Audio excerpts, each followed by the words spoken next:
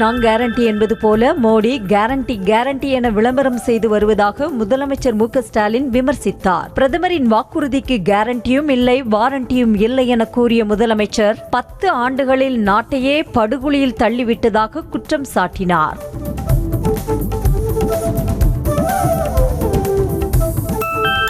விருதுநகர் தொகுதி வேட்பாளர் மாணிக்கம் தாக்கூர் மற்றும் தென்காசி திமுக வேட்பாளர் ராணியை ஆதரித்து வாக்கு சேகரித்த முதலமைச்சர் மு க ஸ்டாலின் சீன பட்டாசு வருகையால் சிவகாசியில் 1000 கோடி ரூபாய் இழப்பு ஏற்பட்டுள்ளது என்றார். அத்தோடு பாஜகவை பற்றி ஒரு வார்த்தையாவது EPS விமர்சித்திருப்பாரா எனவும் முதலமைச்சர் கேள்வி எழுப்பினார்.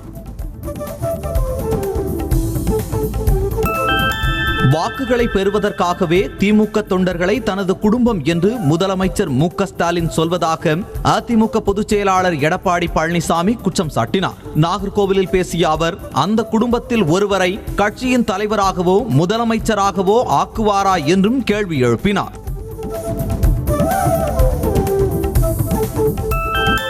அரக்கோணம் மக்களவை தொகுதி திமுக வேட்பாளர் ஜெகத் ரட்சகனை ஆதரித்து அமைச்சர் உதயநிதி ஸ்டாலின் பிரச்சாரம் செய்தார். திருத்தணியில் பிரச்சாரம் செய்த அவர், உதயசூரியனுக்கு அளிக்கும் ஒவ்வொரு வாக்கும் பிரதமர் மோடிக்கு கொடுக்கும் குட்டு என்றார். தூத்துக்குடி மாவட்டம் ஓட்டப்பிடாரம் பகுதியில் திமுக வேட்பாளர் கனிமொழி தீவிர தேர்தல் பிரச்சாரத்தில் ஈடுபட்டார். கீழ அரசரடி, புதூர் பாண்டியாபுரம், பாலசமுத்திரம் உள்ளிட்ட பகுதிகளில் வாக்கு சேகரித்த அவர் தமிழகத்திற்கு வரவேண்டிய வரி பணத்தை மத்திய அரசு கொடுக்கவில்லை என குற்றம் சாட்டினார்.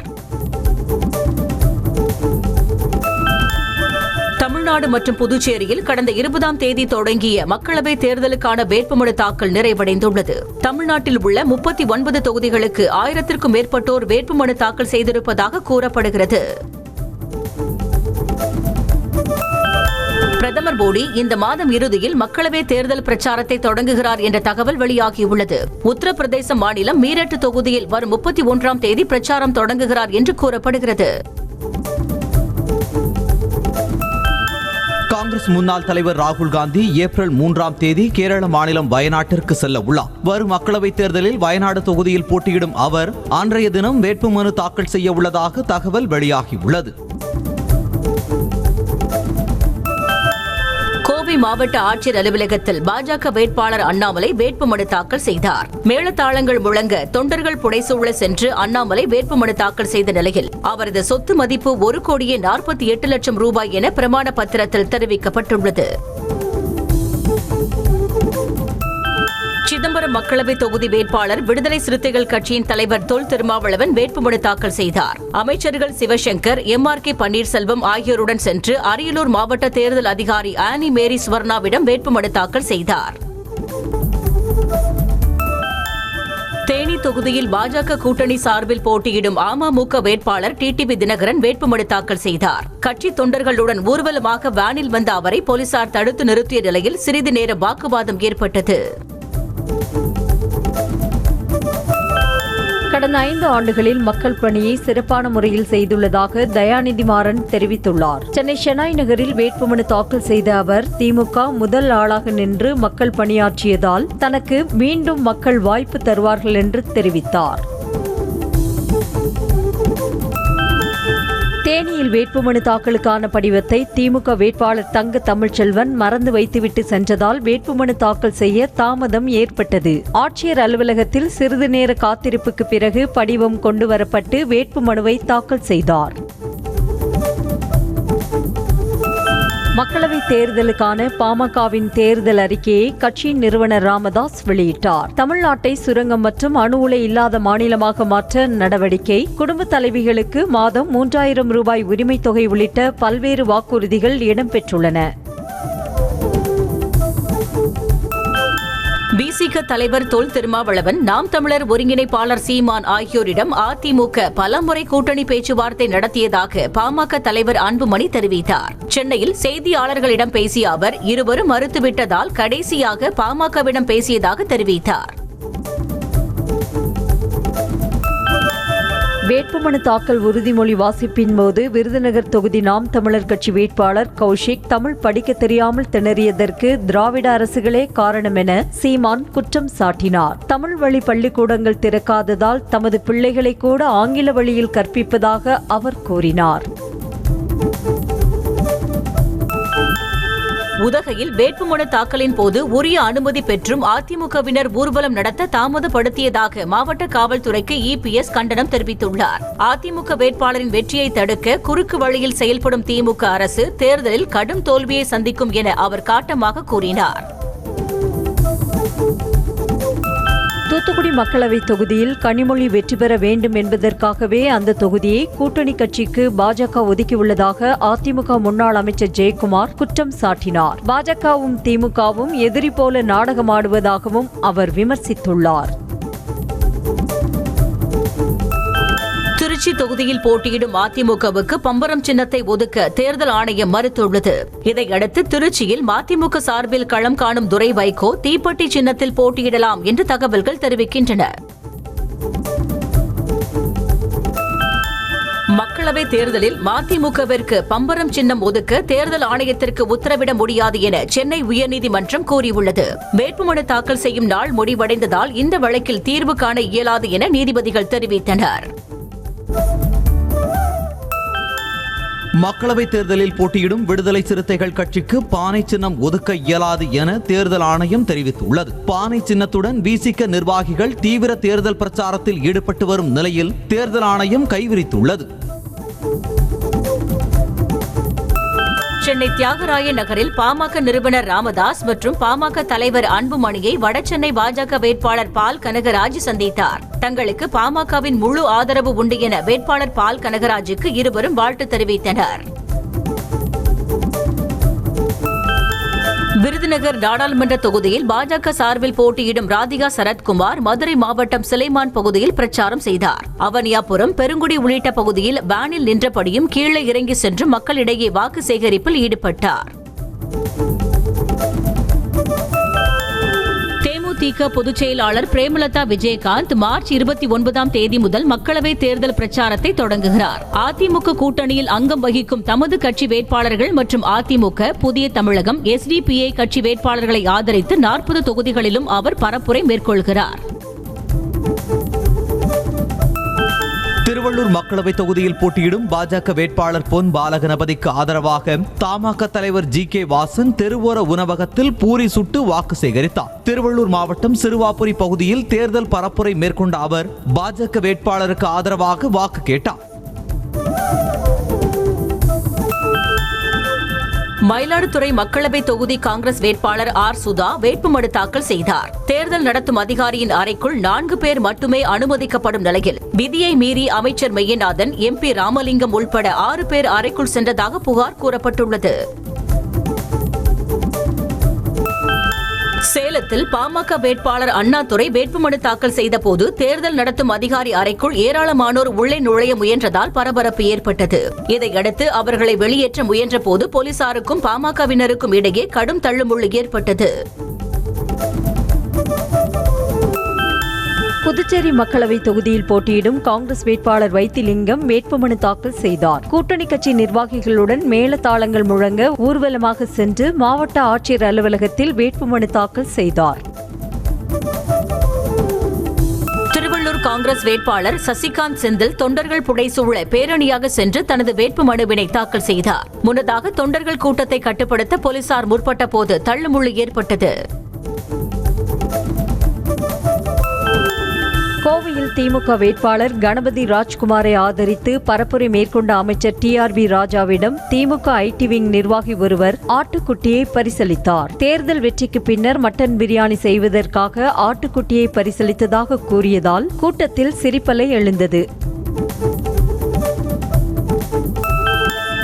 ஆணவத்தின் உச்சியில் இருக்கும் காங்கிரஸ் வேட்பாளர் கார்த்தி சிதம்பரம் சிவகங்கை தொகுதியில் கால் வைக்க முடியாது என சிவகங்கை அதிமுக மாவட்ட செயலாளரும் MLA-வுமான செந்தில்நாதன் பகிரங்கமாக எச்சரிக்கை விடுத்துள்ளார். ராமநாதபுரம் தொகுதி இந்திய யூனியன் முஸ்லீம் லீக் வேட்பாளர் நவாஸ் கனி ராமேஸ்வரம் ராமநாத சுவாமி கோவிலுக்கு சென்று பக்தர்களிடம் வாக்கு சேகரித்தார். தனது ஆதரவாளர்கள் மற்றும் கூட்டணி கட்சியினருடன் கோவிலுக்கு வந்த அவர் ஆரத்தி எடுத்து அங்கு தீவிர வாக்கு சேகரிப்பில் ஈடுபட்டார். 2 சட்டமன்ற தொகுதியில் வாக்குரிமை இருப்பதால் சேலம் தொகுதி திமுக வேட்பாளர் செல்வ கணபதியின் வேட்பு மனுவை நிராகரிக்க வேண்டும் என எதிர்க்கட்சியினர் வலியுறுத்தி வருகின்றனர். சேலம் வடக்கு, சேலம் மேற்கு ஆகிய 2 இடங்களில் வாக்குரிமை இருப்பதை பிரமாண பத்திரத்தில் குறிப்பிடவில்லை என்றும் புகார் எழுந்துள்ளது. பாஜகவுடன் கூட்டணி வைக்காத காரணத்தினால் கரும்பு விவசாயி சின்னம் ஒதுக்கப்படவில்லை என நாம் தமிழர் கட்சி ஒருங்கிணைப்பாளர் சீமான் குற்றம் சாட்டியுள்ளார். நாம் தமிழர் கட்சிக்கு மைக் சின்னம் ஒதுக்கப்பட்ட நிலையில் அந்த கட்சியின் மாற்று சின்னம் கோரிக்கையையும் தேர்தல் ஆணையம் நிராகரித்தது. தாம் பேச ஆரம்பித்த பிறகு யாராவது எழுந்து சென்றால் வீடு போகும் முன்பு ரத்தம் கக்கி சாவார்கள் என முன்னாள் அமைச்சர் செல்லூர் ராஜு பேசியதால் கூட்டத்தில் சிரிப்பலை ஏற்பட்டது. மதுரை வேட்பாளர் அறிமுக கூட்டத்தில் பேசிய அவர், வேண்டுமென்றால் தான் பேச ஆரம்பிக்கும் முன்பே எழுந்து சென்று விடுங்கள் என்றார். கள்ளச்சாராயத்தை கண்டுபிடித்ததே புதுச்சேரி விஞ்ஞானிகள்தான் என முன்னாள் அமைச்சர் CV சண்முகம் தெரிவித்தார். புதுச்சேரியில் அதிமுக வேட்பாளர் தமிழ்வேந்தனை அறிமுகம் செய்து பேசிய அவர், பாஜக எங்கெல்லாம் ஆட்சியில் இல்லையோ அங்கு ஆட்சியை கலைப்பதும் அழிப்பதும் தான் அவர்களின் வேலை எனவும் சாடினார். கோவையில் பாஜக மாநில தலைவர் அண்ணாமலை வேட்புமனு தாக்கலின் போது பேரணியாக சென்ற பாஜக தொண்டர்கள் காவல்துறையினரால் தடுத்து நிறுத்தப்பட்டனர். இதையடுத்து பாஜக தொண்டர்கள் போலீசாருடன் தள்ளுமுள்ளுவில் ஈடுபட்டதால் பரபரப்பு ஏற்பட்டது. சிதம்பரம் மக்களவை தொகுதி விசிக வேட்பாளர் திருமாவளவன் தனது சொந்த ஊரான அங்கனூர் கிராமத்தில் மாயவன் குலதெய்வ கோவிலில் சிறப்பு வழிபாடு செய்த பின் வேட்புமனு தாக்கல் செய்தார். கோவிலில் திருமாவளவனுக்கு பரிவட்டம் கட்டி மாலை அணிவித்து மரியாதை செலுத்தப்பட்டது. தமிழகத்தில் மக்களவை தேர்தல் வாக்கு எண்ணிக்கையை முன்கூட்டியே நடத்த தேர்தல் ஆணையத்திற்கு உத்தரவிட கோரிய வழக்கை சென்னை உயர்நீதிமன்றம் தள்ளுபடி செய்தது. விளம்பர நோக்கத்துடன் மனு தாக்கல் செய்திருப்பதாக கூறி மனுவை நீதிமன்றம் தள்ளுபடி செய்தது. கங்கனா ரணாவத் குறித்து இழிவான கருத்து பதிவிட்ட காங்கிரஸ் செய்தி தொடர்பாளர் சுப்ரியா ஸ்ரீநாத்துக்கு தேர்தல் ஆணையம் நோட்டீஸ் அனுப்பியது. வரும் 29ஆம் தேதி மாலை 5 மணிக்குள்ளாக இது தொடர்பாக விளக்கம் அளிக்க தேர்தல் ஆணையம் அவருக்கு உத்தரவிட்டது. வருங்காலத்தில் தன்னை முதலமைச்சராக்குவது பற்றி காங்கிரஸ் தலைமை முடிவெடுக்கும் என கர்நாடக மாநில துணை முதலமைச்சர் DK சிவக்குமார் தெரிவித்துள்ளார். கடந்த சட்டசபை தேர்தலுக்கு பிறகு முதல்வராவதில் சிவக்குமார் மற்றும் சித்தராமையா இடையே போட்டி ஏற்பட்டது குறிப்பிடத்தக்கது. தென்காசி மாவட்டம் புளியங்குடி பகுதியில் சென்ற சங்கரன்கோவில் MLA ராஜாவின் காரை பறக்கும் படையினர் சோதனை செய்யவில்லை என புகார் எழுந்துள்ளது. காரில் திமுக கட்சி கொடி கட்டியிருப்பது குறித்து அதிகாரிகள் கேட்டபோது உரிய அனுமதி பெற்றிருப்பதாக அவர்கள் தெரிவித்ததாக கூறப்படுகிறது.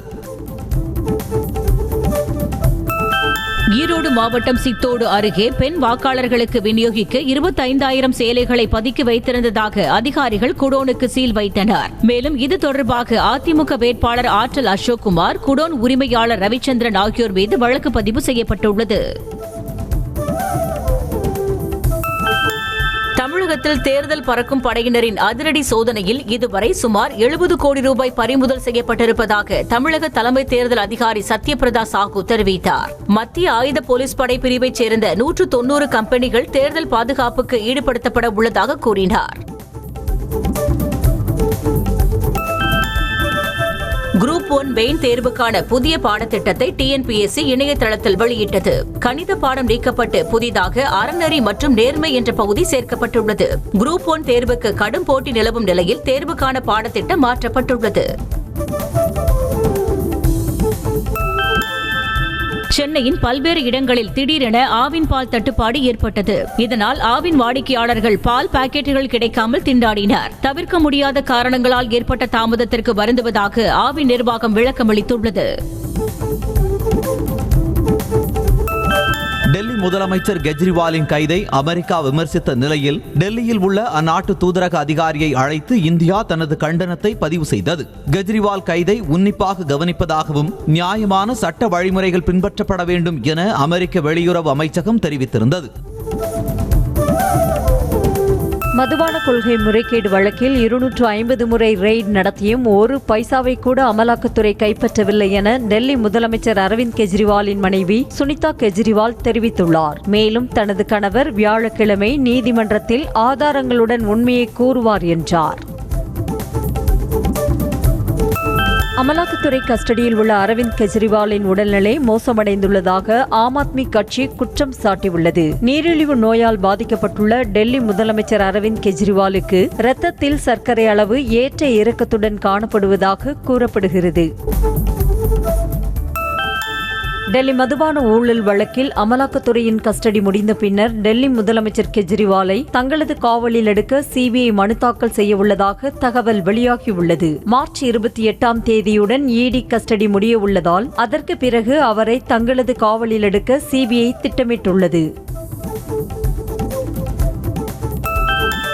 அந்நிய செலாவணி மேலாண்மை சட்ட விதிமீறல் தொடர்பாக திரிணாமுல் காங்கிரஸ் முன்னாள் எம்பி மகுவா மொய்த்ராவுக்கு 3வது முறையாக அமலாக்கத்துறை சம்மன் அனுப்பியுள்ளது. டெல்லியில் உள்ள அமலாக்கத்துறை அலுவலகத்தில் வியாழக்கிழமை விசாரணைக்கு ஆஜராக உத்தரவிடப்பட்டுள்ளது. முதலமைச்சர் பினராயி விஜயனின் மகள் பீனா மீது அமலாக்கத்துறையினர் சட்டவிரோத பணப்பரிமாற்ற வழக்கு பதிவு செய்துள்ளனர். தனியார் கனிம நிறுவனம் சட்டவிரோதமாக பணம் வழங்கியது தொடர்பாக ஏற்கனவே புகார் எழுந்த நிலையில் பீனா விஜயன் மற்றும் சிலர் மீதும் வழக்கு பாய்ந்துள்ளது. மகாராஷ்டிராவின் 17 தொகுதிகளுக்கு உத்தவ் தாக்கரே தலைமையிலான சிவசேனா கட்சி வேட்பாளர்களை அறிவித்துள்ளது. காங்கிரஸ் மற்றும் சரத்பவார் பிரிவு தேசியவாத காங்கிரஸ் கட்சியுடனான கூட்டணியில் உத்தவ் தாக்கரேவுக்கு 22 தொகுதிகள் ஒதுக்கப்பட்டதில் 17 தொகுதிகளுக்கு வேட்பாளர்கள் அறிவிக்கப்பட்டுள்ளனர். பஞ்சாப் மாநிலம் ஜலந்தர் தொகுதி ஆம் ஆத்மி கட்சி எம்பி சுஷில் குமார் ரிங்கு பாஜகவில் இணைந்தார். காங்கிரஸ் கட்சியின் முன்னாள் எம்எல்ஏவான இவர் ஆம் ஆத்மி கட்சியில் இணைந்து கடந்த ஆண்டு நடைபெற்ற இடைத்தேர்தலில் போட்டியிட்டு வெற்றி பெற்றார் என்பது குறிப்பிடத்தக்கது. அசாமில் பாஜக கூட்டணியில் அங்கம் வகிக்கும் ஐக்கிய மக்கள் கட்சியின் பிரமுகர் 500 ரூபாய் நோட்டுகளின் மேல் படுத்திருக்கும் புகைப்படம் இணையத்தில் வைரலாகியுள்ளது. ஏற்கனவே ஊழல் புகாரில் சிக்கியுள்ள ஐக்கிய மக்கள் கட்சி பிரமுகர் பெஞ்சமினின் இந்த புகைப்படம் பேசுபொருளாக மாறியுள்ளது. மைக்ரோசாஃப்ட் விண்டோஸ் மற்றும் சர்ஃபேஸ் நிறுவனத்தின் புதிய தலைவராக சென்னை ஐஐடியின் முன்னாள் மாணவர் பவன் தாவுலூரி நியமிக்கப்பட்டுள்ளார். பன்னாட்டு நிறுவனங்களில் உயர் பதவி வகிக்கும் கூகுளின் சுந்தர் பிச்சை, மைக்ரோசாஃப்டின் சத்ய நாதல்லா வரிசையில் பவன் தாவுலூரியும் இணைந்துள்ளார். கொல்கத்தா விமான நிலைய ஓடுதளத்தில் இண்டிகோ ஏர் இந்தியா விமானங்கள் லேசாக மோதிக்கொண்டதால் பரபரப்பு நிலவியது. விமானிகளின் சாதுரியத்தால் 135 பயணிகள் அதிர்ஷ்டவசமாக உயிர் தப்பினர். இந்த விபத்தில் விமானத்தின் இறக்கை சிறிது சேதமானது. டெல்லி அப்பல்லோ மருத்துவமனையில் மூளை அறுவை சிகிச்சை செய்து கொண்ட கோவை ஈஷா அறக்கட்டளை நிறுவனர் சத்குரு டிஸ்சார்ஜ் செய்யப்பட்டுள்ளார். கடுமையான தலைவலியால் அவதிப்பட்ட சத்குருவுக்கு மூளையில் இரத்த கசிவு ஏற்பட்டது உறுதியானதால் சிகிச்சை மேற்கொள்ளப்பட்டது. அமலாக்கத்துறை வழக்கில் இருந்து விடுவிக்க கோரிய மனு மீது மீண்டும் வாதங்களை முன்வைக்க அனுமதி கோரி முன்னாள் அமைச்சர் செந்தில் பாலாஜி தரப்பில் மனு அளிக்கப்பட்டது. இந்நிலையில் மனு மீதான உத்தரவு நாளை பிறப்பிக்கப்படும் என நீதிபதி தெரிவித்தார். மறைந்த முன்னாள் முதலமைச்சர் ஜெயலலிதா மீதான சொத்து குவிப்பு வழக்கில் பறிமுதல் செய்யப்பட்ட அவரது 28 கிலோ தங்க நகைகளை தமிழ்நாடு அரசிடம் ஒப்படைக்க கர்நாடக உயர்நீதிமன்றம் விதித்த தடை நீட்டிக்கப்பட்டுள்ளது. இதனையடுத்து இவ்வழக்கின் விசாரணை ஏப்ரல் 15ஆம் தேதிக்கு ஒத்திவைக்கப்பட்டது. பெங்களூரு ராமேஸ்வரம் கஃபே குண்டுவெடிப்பு சம்பவம் தொடர்பாக சென்னையில் 3 இடங்களில் என்ஐஏ அதிகாரிகள் சோதனை மேற்கொண்டனர். மண்ணடி, ராயப்பேட்டை, வண்ணாரப்பேட்டை பகுதியைச் சேர்ந்த 3 பேரிடம் விசாரணை நடத்திய நிலையில் மார்ச் 29ஆம் தேதி பெங்களூரு என்ஐஏ அலுவலகத்தில் ஆஜராக சம்மன் வழங்கப்பட்டது. சென்னை எழும்பூரில் தென்னக மக்கள் இயக்க தலைவர் ஐயப்பா கார்த்திக் என்பவர் வீட்டில் சிபிஐ அதிகாரிகள் சோதனை நடத்தினார். அடுக்குமாடி குடியிருப்பில் வசித்து வரும் இவர் சொகுசு கார்களை வாங்கி விற்பனை செய்யும் தொழிலில் ஈடுபட்டு வருகிறார். தூத்துக்குடி துப்பாக்கிச்சூடு சம்பவத்தில் அதிகாரிகளுக்கு எதிராக எடுக்கப்பட்ட நடவடிக்கைகளின் விவரங்களை மனுதாரருக்கு வழங்க வேண்டும் என தமிழ்நாடு அரசுக்கு சென்னை உயர்நீதிமன்றம் உத்தரவிட்டுள்ளது. இதையடுத்து வழக்கின் விசாரணை ஏப்ரல் 25ஆம் தேதிக்கு ஒத்திவைக்கப்பட்டது. மதுரையில் திருட்டு வழக்கில் கைதான சுரேஷ் உயிரிழந்த வழக்கில் காவல் அதிகாரிகளுக்கு விதிக்கப்பட்ட அபராதத்தை உயர்நீதிமன்றம் ரத்து செய்தது. மதுரை உதவி ஆணையராக இருந்த வெள்ளத்துறை திலகர் திடல் ஆய்வாளர் விவேகானந்தன் சுரேஷ் குடும்பத்திற்கு 5 லட்சம் ரூபாய் வழங்க மனித உரிமை ஆணையம் உத்தரவிட்டிருந்தது. கடலூர் முதுநகர் அருகே பைக்கில் சென்று கொண்டிருந்த நபரின் சட்டை பாக்கெட்டில் வைத்திருந்த செல்போன் வெடித்ததில் அவர் படுகாயமடைந்தார். வெயிலின் தாக்கம் காரணமாக செல்போன் வெடித்ததா அல்லது வேறு ஏதேனும் காரணமா என்று காவல்துறையினர் விசாரணை மேற்கொண்டு வருகின்றனர். செங்கல்பட்டு மாவட்டம் மதுராந்தகம் அருகே சென்று கொண்டிருந்த கார் ஓட்டுநரின் கட்டுப்பாட்டை இழந்து எதிர் திசையில் வந்த லாரி மீது மோதியது. இதில் காரில் இருந்த சென்னை கொளத்தூரைச் சேர்ந்த லோகநாதன் என்பவர் சம்பவ இடத்திலேயே உயிரிழந்த நிலையில் காயமடைந்த 4 பேர் மருத்துவமனையில் அனுமதிக்கப்பட்டனர். கிருஷ்ணகிரி அருகே 30 ஆண்டுகளாக தீர்க்கப்படாமல் இருக்கும் சாலை பிரச்சனையை கண்டித்து மக்களவைத் தேர்தலை புறக்கணிக்கப் போவதாக ஊர் முழுவதும் பொதுமக்கள் பேனர் வைத்துள்ளனர். பழையூர் கிராமத்தில் அரசு நிலத்தை சிலர் ஆக்கிரமித்துக் கொண்டு தார் சாலை அமைக்க விடாமல் தடுப்பதாக குற்றம் சாட்டுகின்றனர். விருதுநகர் மாவட்டம் ராஜபாளையம் அருகே அனுமதியின்றி மணல் ஏற்றி வந்த 3 டிப்பர் லாரிகளை பறிமுதல் செய்த போலீசார் மணல் திருட்டில் ஈடுபட்டதாக 3 பேரை கைது செய்தனர். சொக்கநாதன் புத்தூர் தேவி ஆற்றுப்பாலம் அருகே மணல் திருட்டில் ஈடுபட்டதாக மணி, சேது, துரை ஆகியோர் கைது செய்யப்பட்டனர். சவுதி அரேபியாவின் வரலாற்றில் புரட்சிகரமான ஒரு திருப்பு முனையாக மிஸ் யூனிவர்ஸ் அழகி போட்டியில் அந்நாட்டு அழகி பங்கேற்க உள்ளதாக தகவல் வெளியாகியுள்ளது. அழகி போட்டி ஆர்வலரும் சோசியல் இன்ஃபுளுன்சருமான ரூமி அல்கத்தானி என்பவர் இதை தமது இன்ஸ்டாவில் தெரிவித்துள்ளார். இந்தியா பாகிஸ்தான் இடையே இருதரப்பு கிரிக்கெட் தொடரை நடத்த ஆஸ்திரேலிய கிரிக்கெட் போர்டு விருப்பம் தெரிவித்துள்ளது. 2012-13 ஆண்டுகளுக்கு பிறகு கிரிக்கெட் தொடர் நடத்தப்படாமல் இருந்த நிலையில் இரு நாட்டின் கிரிக்கெட் போர்டும் விருப்பம் தெரிவித்ததாக கூறப்படுகிறது. திருப்பதி ஏழுமலையான் கோவிலில் நடிகர் ராம் சரண் தனது குடும்பத்துடன் சுவாமி தரிசனம் செய்தார். தனது பிறந்த நாளை ஒட்டி தனது குடும்பத்தினருடன் திருப்பதிக்கு வந்த அவர் சுப்ரபாத சேவையில் பங்கேற்று வழிபாடு செய்தார். சுவாமி தரிசனத்திற்கு பின்னர் வெளியே வந்த ராம் சரணை காண ரசிகர்கள் ஆர்வம் காட்டினர். படப்பிடிப்பு பணிகள் காரணமாக வார கணக்கில் குடும்பத்திடமிருந்து பிரிந்து இருக்கிறேன் என இயக்குநர் விக்னேஷ் சிவன் தனது இன்ஸ்டாகிராம் பக்கத்தில் பதிவிட்டுள்ளார். தனது அன்பு குழந்தைகள் மனைவி நயன்தாராவை அரவணைக்க காத்திருக்கிறேன் எனவும் குறிப்பிட்டுள்ளார்.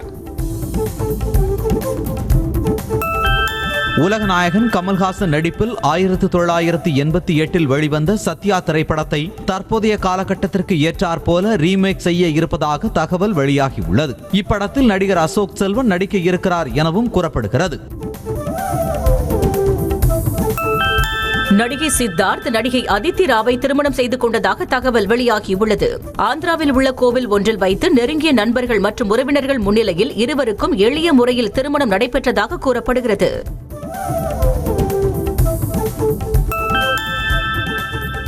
நீலகிரி மாவட்டம் சக்கத்தா கிராமத்தில் உள்ள மாரியம்மன் கோவில் திருவிழாவையொட்டி நடைபெற்ற தேரோட்டத்தில் தேரின் வடத்தை பக்தர்கள் பிடித்து இழுத்து நேர்த்திக்கடன் செலுத்தினர். முக்கிய வீதிகள் வழியாக வருகை தந்த தேரின் முன்பு படுகர் இன மக்கள் பாரம்பரிய நடனமாடி அம்மனை வழிபட்டனர். திருச்சி மாவட்டம் மணப்பாறையை அடுத்த தொட்டியம்பட்டியில் பாம்பாளம்மன் கோவில் பங்குனி திருவிழா வான வேடிக்கைகளுடன் கோலாகலமாக நடைபெற்றது. விழாவை முன்னிட்டு பக்தர்கள் பொங்கலிட்டும் அங்க பிரதட்சணம் செய்தும் ஆடு கோழிகளை பலியிட்டும் நேர்த்திக்கடன் செலுத்தினர். புதுக்கோட்டை மாவட்டம் ஆலங்குடி அருகே உள்ள வம்பன் வீர மாகாளியம்மன் கோவிலில் மது எடுப்பு திருவிழா வெகு விமர்சையாக நடைபெற்றது. இதில் நெல் நிரம்பிய குடத்தின் மேல் புதிதாக முளையிட்ட தென்னம்பிள்ளையை வைத்து அலங்கரித்து ஆட்டம் பாட்டத்துடன் பக்தர்கள் ஊர்வலமாக சென்றனர். சிவகங்கை மாவட்டம் காளையார் கோவில் அருகே கொல்லங்குடி கிராமத்தில் உள்ள ஸ்ரீ வெட்டுடையார் காளியம்மன் திருக்கோவிலில் பங்குனி சுவாத்தி பெருவிழா தேரோட்டம் விமர்சையாக நடைபெற்றது. இதில் திரளான பக்தர்கள் பங்கேற்று தேரை வடம் பிடித்து இழுத்து சுவாமி தரிசனம் செய்தனர். காஞ்சிபுரம் அருள்மிகு அறம் வளர்த்தீஸ்வரர் திருக்கோவிலில் 52 ஆண்டுகளுக்கு பிறகு மகா கும்பாபிஷேக விழா விமர்சையாக நடைபெற்றது. இக்கோவிலில் திருப்பணிகள் நிறைவடைந்ததை அடுத்து 4 கால யாகசாலை பூஜைகளுடன் கும்பாபிஷேகம் நடைபெற்றது. இதில் திரளான பக்தர்கள் பங்கேற்று வழிபட்டனர். செய்திகளை உடனுக்குடனும் துல்லியமாகவும் தெரிந்து கொள்ள சப்ஸ்கிரைப் பண்ணுங்க.